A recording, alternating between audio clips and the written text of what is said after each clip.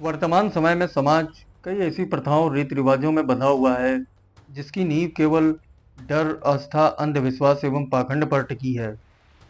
और ऐसा नहीं है कि किसी एक धर्म में ही ऐसे रीति रिवाज का प्रचलन है। सभी धर्मों ने इंसान के अंधविश्वास एवं डर का फायदा उठाया है। बस अंतर इतना है कि किसी में अधिक है तो किसी में कम है।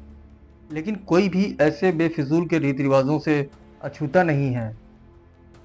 इन्हीं सब संस्कारों एवं प्रथाओं में आज सबसे अधिक चर्चित है अंतिम संस्कार के बाद होने वाला 13वीं संस्कार। हिंदू धर्म में 13वीं संस्कार की अत्यधिक मान्यता है। माना जाता है कि यदि किसी मृत व्यक्ति की 13वीं ना की जाए तो उसकी आत्मा को इस धरती से मुक्ति नहीं मिलती और उसकी आत्मा को शांति प्राप्त नहीं होती। सर्वप्रथम तो ये बात विचार करने योग्य है कि इंसान की मृत्यु के बाद आखिरी संस्कार ही अंतिम संस्कार होता है। जैसा कि नाम से ही ज्ञात होता है कि अंतिम अर्थात आखिरी, तो उसके बाद किसी संस्कार का होना व्यर्थ ही हो जाता है। तो 13वीं संस्कार की क्या आवश्यकता? खैर, समय के साथ समाज व समाज में फैली प्रथाओं में स्वतः ही परिवर्तन होते रहते हैं। लेकिन ये जानना अति आवश्यक है कि क्या पुरातन समय में भी 13वीं संस्कार का प्रचलन था या 13वीं के स्थान पर क्या किया जाता था। यदि हम आदिकाल से देखें तो मानवों के सामाजिक परिवेश एवं सभ्यता में समय के साथ कई परिवर्तन हुए। जैसे आदि मानव के पास पहले पहनने के लिए वस्त्र नहीं थे।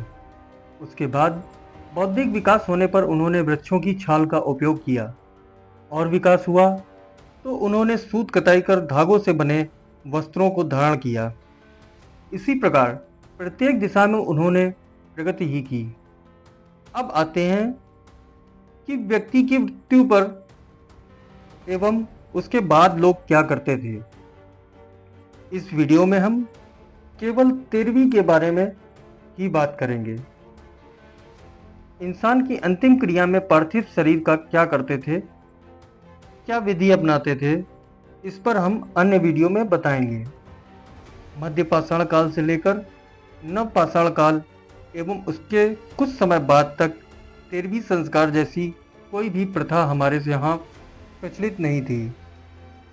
मतलब किसी व्यक्ति की मृत्यु के बाद 13वीं संस्कार होता ही नहीं था और ना ही उसके विषय में अब तक कोई साक्ष्य मिले हैं। जब किसी परिवार में किसी व्यक्ति की मृत्यु हो जाती थी तो उसके परिचित रिश्तेदार मित्र देह को दफनाते थे। दफनाने के लिए नदी या मैदानी जगह सुनिश्चित होती थी। जैसा कि आप जानते हैं, पहले के समय में साधनों की कमी थी। रिश्तेदार एवं परिचित किसी अपने घनिष्ठ की मृत्यु की खबर पाकर शोकाकुल परिवार के लिए यथाशक्ति परिवार की आवश्यकता के अनुसार सहयोग की भावना से अन्न, कपड़े तथा जरूरत की अन्य वस्तुओं के साथ मृतक के परिवार से मिलने आते थे ताकि अधिक से अधिक समय तक दुखी परिवार को आर्थिक एवं अन्य वस्तुओं की कमी न हो और उनका भरण पोषण लंबे समय तक आराम से हो सके। जो अन्न उनके परिचित रिश्तेदार लेकर आते थे उसमें से ही थोड़े अन्न को पकाया जाता था। सभी लोग उसी भोजन को शांतिपूर्वक ग्रहण करते थे।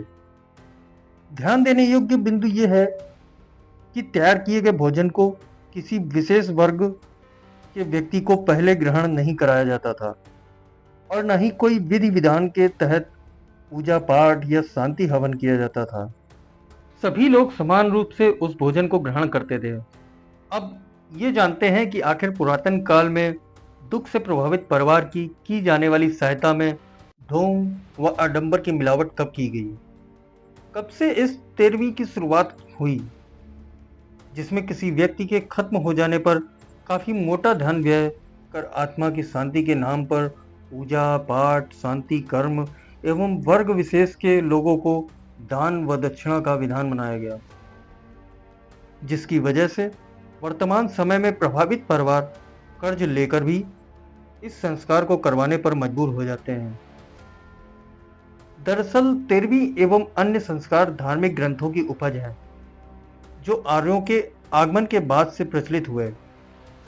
इन मानव निर्मित ग्रंथों में वर्णित संस्कार, प्रथाएं, रीति रिवाजों ने कई वर्षों से इंसानों के दिमाग पर ऐसा डर, अंधविश्वास एवं काल्पनिकता का आवरण बना रखा है कि लोग उससे बाहर निकलने में असुरक्षित व असमर्थ महसूस करते हैं। जब किसी परिवार में इकलौता कमाने वाला चला जाता है, तो परिवार वाले वैसे भी दुख में डूबे हुए होते हैं। यदि ऊपर से उनकी आर्थिक स्थिति कमजोर हो, तब भी वे कर्ज लेकर सभी संस्कारों, कर्म कांडों को विधिवत अपनाते हैं, केवल इसलिए कि समाज में उनके मान, सम्मान, प्रतिष्ठा को कोई ठेस न पहुंचे और जाने वाले की आत्मा को शांति प्राप्त हो। जबकि हम सभी जानते हैं कि आत्मा, परमात्मा, स्वर्ग, नर्क, पुनर्जन्म आदि सभी काल्पनिक एवं मिथ्या भ्रम है। फिर भी हम ऐसे मिथ्या के लिए परिवार की जरूरतें भूलकर इन अनावश्यक कार्यों में धन खर्च करते हैं। हम सभी को 13वीं जैसी प्रथाओं को तोड़ना होगा तथा जरूरतमंद परिवार की सहायता हेतु पुरातन काल की क्रिया विधि को अपनाना होगा, ताकि किसी परिवार को दुख में और दुखी ना होना पड़े और न ही कर्ज लेने की आवश्यकता पड़े। जो रीति रिवाज इंसान को पशुवत बना दे, उन कुरीतियों का खात्मा अति आवश्यक है। एक पशु का प्राण मुक्त शरीर पड़ा रहता है तथा अन्य पशु उसके समीप ही भोजन का आनंद लेते रहते हैं। ठीक उसी प्रकार परिवार का चहिता उनके बीच नहीं होता है, तो शोकाकुल परिवार के आंगन में बैठकर अन्य लोग स्वादिष्ट भोजन का लुत्फ उठाते हैं। कोई गर्म पूरी की मांग करता है, तो कोई मीठे में बूंदी या लड्डू की चाह रखता है। अंत में खाने वाले कहते हैं कि भाई, भोजन बहुत स्वादिष्ट था। ऐसे संस्कारों का क्या लाभ जो इंसान को संवेदनाहीन बनाकर स्वादिष्ट भोजन के लिए किसी की मृत्यु की कामना करने पर मजबूर कर दे। क्या हम ऐसे संस्कारों को केवल इसलिए ढोते रहेंगे कि हमारे बड़े बुजुर्ग भी इन व्यर्थ की प्रथाओं एवं रीति रिवाजों को मानते थे? क्या हमें वैज्ञानिक एवं तर्कशील विचारधारा को अपनाना नहीं चाहिए? क्या हमें सत्य पता होते हुए भी आंख बंद करके इन फिजूल की परंपराओं का पालन करना चाहिए? विचार अवश्य ही करें तथा हमारे प्रिय बंधुओं को भी साझा करें और चैनल को लाइक, शेयर और सब्सक्राइब भी करें। धन्यवाद। जय संविधान, जय मूल निवासी।